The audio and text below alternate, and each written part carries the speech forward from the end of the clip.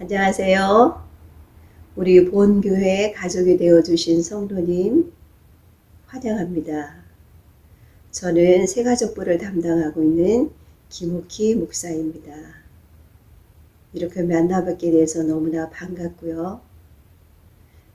지난 시간에는 담임 목사님을 통해서 우리 교회는 어떤 교회인가 하는 것에 대해서 이야기 들으셨죠? 오늘은 이어서 하나님은 어떤 분인가 라는 것에 대해서 오늘 같이 나눠보겠습니다.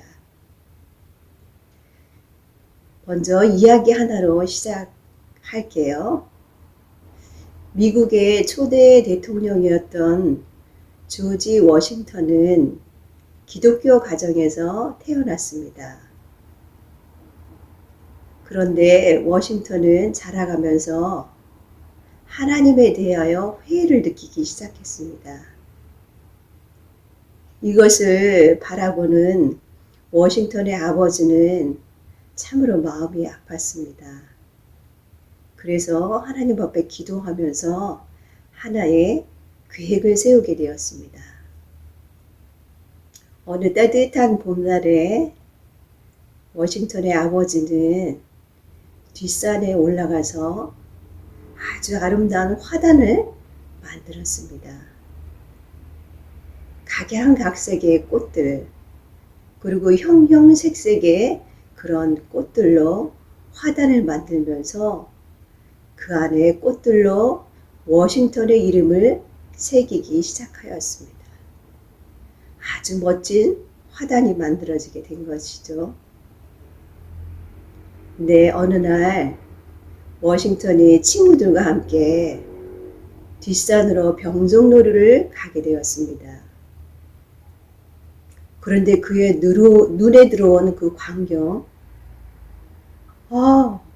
예쁜 화단이 또 그 안에 있는 꽃들이 자신의 이름을 새기고 있는 것입니다. 그래서 워싱턴은 너무나 깜짝 놀라서 급하게 집으로 달려와서 아버지에게 질문을 하게 되죠. 아버지, 저 뒷산에 화단이 있는데 글쎄 그 꽃들에게 제 이름이 새겨져 있지 뭐예요? 혹시 아버지가 저 화단을 만드셨나요? 그렇게 질문하자 아버지는 아니, 나 아닌데? 라고 대답했습니다. 워싱턴은 이렇게 또 묻는 거예요. 아니 아버지, 누가 저것을 일부러 만들어 놓지 않고는 어떻게 저 꽃들이 저절로 심겨지고 저의 이름으로 자랄 수 있어요? 라고 다시 묻게 되죠. 그러자 아버지는 이렇게 대답합니다. 맞아. 저렇게 작은 꽃들 하나도 누가 심지 않으면 자라지 못하고 저렇게 아름다운 화단이 될 수 없단다. 그것처럼 이 세상도 이렇게 아름답게 만들어 놓으신 분이 있지. 우리는 그분을 하나님이라고 부른단다. 이렇게 대답했습니다. 그랬을 때 워싱턴은 그제야 하나님의 존재에 대해서 깨닫게 되죠. 아버지, 제가 아버지의 말씀을 듣고 또 이 아름다운 화단을 보면서 하나님이 정말 계신다는 것을 제가 깨닫게 되었습니다. 라고 이야기했다고 합니다. 하나님은 어떤 분이실까요? 하나님은 세상을 창조하신 분이십니다. 이 성경의 맨 첫 구절인 창세기 1장 1절에 이렇게 기록이 되어 있습니다. 태초에 하나님이 천지를 창조하시니라. 성경은 이렇게 하나님은 창조주이시다 라고 시작을 하고 있습니다. 우리의 신앙의 출발은 하나님이 창조주이시다라는 것으로 시작되어집니다. 하나님은 어느 누구의 손에 의해서 지어진 분이 아니라 세상이 창조되기 전에 먼저 계셨고 하나님으로부터 세상은 창조되었습니다. 하나님은 스스로 계시는 분이고 또 유일하신 하나님이시며 인간처럼 육체를 가진 분이 아니라 영적인 존재입니다. 창조주 하나님은 이 세계뿐, 이 세상뿐 아니라 당신의 형상을 닮은 인간을 손수 창조하셨습니다. 첫사람 아담과 하와 첫 가정을 세우시고 그들에게 생육하고 번성하고 땅에 충만하라는 명령을 주셨습니다. 그리고 하나님은 아름다운 에덴 동산에서 아담과 하와와 함께 사시기를 원하셨습니다. 하나님께서 아담과 하와에게 이 동산 안에 있는 모든 것은 너희들이 임의로 먹되 자유롭게 먹되 딱 한 가지 동산 중앙에 있는 선과 악을 알게 하는 나무의 열매는 절대로 따먹지 말아라. 너희들이 그 열매를 따먹는다면 반드시 죽게 될 것이다 라고 말씀하셨어요. 모든 것은 인간의 자유이지만 단 하나 선과 악을 알게 하는 나무의 열매는 따먹지 말아라. 이것이 인간에게 주신 명령이었습니다. 그러나 아담과 하와는 사탄의 속임수에 넘어가서 결국은 선악과를 따먹게 되지요. 그러므로 말미암아 인간에게는 죄가 들어오게 되었습니다. 하나님의 말씀에 불순종하게 된 것이죠. 그래서 이 죄로 말미암아 하나님이 뭐라고 그러셨죠? 선악과를 따먹게 되면 반드시 죽을 것이다. 이렇게 말씀하셨어요. 죄의 결과는 죽음이다라는 것이죠. 죄의 삭은 사망이다라고 성경에서 이야기하고 있습니다. 사람이 죽는다는 것은 없어지는 것이 아닙니다. 어느 누군가는 그렇게 이야기하기도 하죠. 사람이 뭐 죽으면 그만이지. 천만에요. 사람은 단순히 죽는 것으로 끝나지 않습니다. 사람은 영혼과 육체가 결합된 존재이기 때문에 육체는 죽을지언정 영혼은 영원히 죽지 않는다라는 것입니다. 성경에서는 죽음을 세 가지로 표현을 하고 있습니다. 먼저는 육체적인 죽음이죠. 우리 사람은 늙어서 아니면 때로는 병이 들어서 아니면 사고를 당해서 이렇게 죽기도 합니다. 그런데 죽음이라는 것은 영혼과 육체가 결합되어 있는 것이 서로 분리되는 것을 말하고 있어요.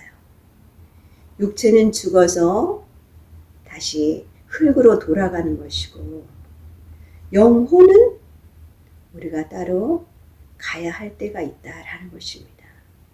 그래서 흔히 우리가 죽었다라고 표현할 때는 우리는 영혼이 육체를 떠나서 서로 분리되는 것을 말합니다. 또한 두 번째는 영적인 죽음이 있습니다. 그것은 하나님의 말씀에 불순종하여서 하나님과 더 이상은 함께 살 수 없다는 것이죠. 하나님은 거룩하신 분이기 때문에 죄 있는 사람과는 함께 살 수가 없어요. 그래서 죄로 말미암아 인간이 하나님으로부터 분리될 수밖에 없는 것. 이것이 바로 영적 죽음인 것입니다. 또한 세 번째는 둘째 사막이라는 것입니다. 그것은 무엇인가? 우리의 영혼이 천국과 지옥으로 나뉘게 된다라는 것입니다. 어떤 사람은 천국에, 어떤 사람은 지옥으로 가게 된다라는 것이죠. 그런데 그 지옥은 일시적인 것이 아니라 영원히 그 지옥에서 고통당하고 또 평생 그곳에서 고통당하며 살아야 한다라는 것입니다. 이렇게 죽음은 성경에서 세 가지로 나뉘어지게 됩니다. 하나님은 우리를 사랑하십니다.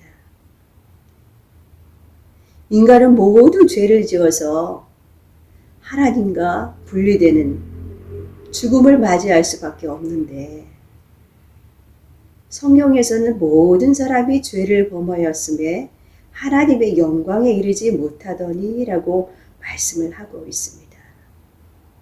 세상의 모든 사람은 죄인이다 라는 것이죠. 그런데 어느 누구는 이렇게 생각할 수 있습니다. 내가 언제 죄를 지었어? 내가 도둑질을 했나? 사람을 죽이기를 했나? 나는 아무 죄가 없어 라고 이렇게 이야기합니다. 그런데 죄라는 것은 단순히 그것뿐만이 아닙니다. 아담과 하와는 어떤 죄를 지었죠? 하나님 말씀에 불순종하는 죄를 지었습니다. 이렇게 영적으로 하나님 말씀에 불순종하고 때로는 하나님을 알지 못하고 하나님을 섬기지 않는 것, 그런 죄가 있고 또는 우리가 흔히 살면서 도덕적으로 때로는 양심에 찔리는 그런 일들을 하게 되죠. 이것도 분명히 죄이지요. 또한 우리가 정말 큰 죄라고 생각하는 남의 것을 훔치거나 또 살인을 하거나 이런 죄는 분명히 죄입니다. 세상에서도 분명한 죄이고 하나님 말씀에 비춰보셔도 그것은 죄입니다. 그러나 성경에는 이 죄를 더 확대해서 우리에게 말씀하고 있습니다. 부모를 공경하지 않는 것, 사람을 미워하는 것. 이 사람을 미워하는 것은 예수님은 살인이라까지 말씀하셨습니다. 미움과 살인, 무슨 연관성이 있을까요? 그것은 바로 살인의 동기는 미움으로부터 시작된다라는 것입니다. 그래서 미워하는 마음을 가진 것조차도 그것은 살인이다라고 말씀을 하십니다. 이렇게 우리가 말씀에 비추어 보았을 때 세상의 모든 사람은 죄인이다라는 것입니다. 물론 모든 사람이 죄를 범하였음에 하는 것 속에 우리 자신이 들어있다라는 것입니다. 아까 죄의 결과는 뭐라 그랬죠? 사망이고 죽음이고 분리되는 것이라 그렇게 말했습니다. 그렇다면 세상의 모든 사람이 죄를 지었다 하는데 그 속에 내가 들어있는데 그러면 나는 어떻게 되는 걸까요? 세상의 모든 사람은 다 멸망당하고 죽고 그러면 세상이 끝 이렇게 되는 것이 하나님의 뜻일까요? 물론 우리가 죄를 지음으로 말미암아 죽는 것이 마땅하지만 그러나 하나님은 우리 모두를 다 죽이고 멸망시키려는 것이 하나님의 마음이 아니다라는 것입니다. 그래서 하나님은 죄 지은 인간을 구원하시려고 하나의 계획을 세우셨습니다. 그것은 바로 하나님의 외아들인 예수님을 이 세상에 보내시는 것입니다. 죄 지은 인간을 대신해서 죽어줄 희생양이 필요한 것입니다. 그래서 하나님은 외아들 예수님보다 우리를 더 사랑하셔서 예수님을 우리의 죄를 갚을 수 있는 대속물로 주기 위하여 예수님을 이 세상에 보내셨습니다. 그리고 예수님은 우리의 죄를 위해서 대신 죽어주셨습니다. 하나님은 우리를 사랑하십니다.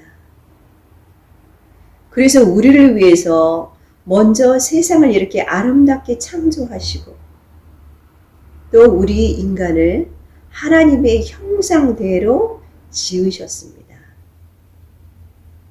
우리에게 이 모든 것을 또 자유를 주셨는데 우리는 하나님 앞에 불순종하여서 영원히 하나님과 분리되어 떠날 수밖에 없고 죄로 말미암아 죽을 수밖에 없는 존재입니다. 그런데 하나님의 사랑은 우리에게 다시 소망을 갖게 하십니다. 하나님이 우리를 사랑하신대요. 하나님은 우리를 말로만이 아니라 그 아들 예수님까지 우리를 위해서 내어주시기까지 우리를 지극히 사랑하시는 겁니다. 바로 예수 그리스도는 하나님이 우리를 사랑하신다는 확실한 증거인 것입니다. 그 사랑은 우리들을 위하여 그리고 성도님을 위하여 우리에게 주신 하나님의 사랑의 극치인 것입니다. 성도님, 이 하나님의 사랑, 이 사랑에 어떻게 반응하시겠습니까?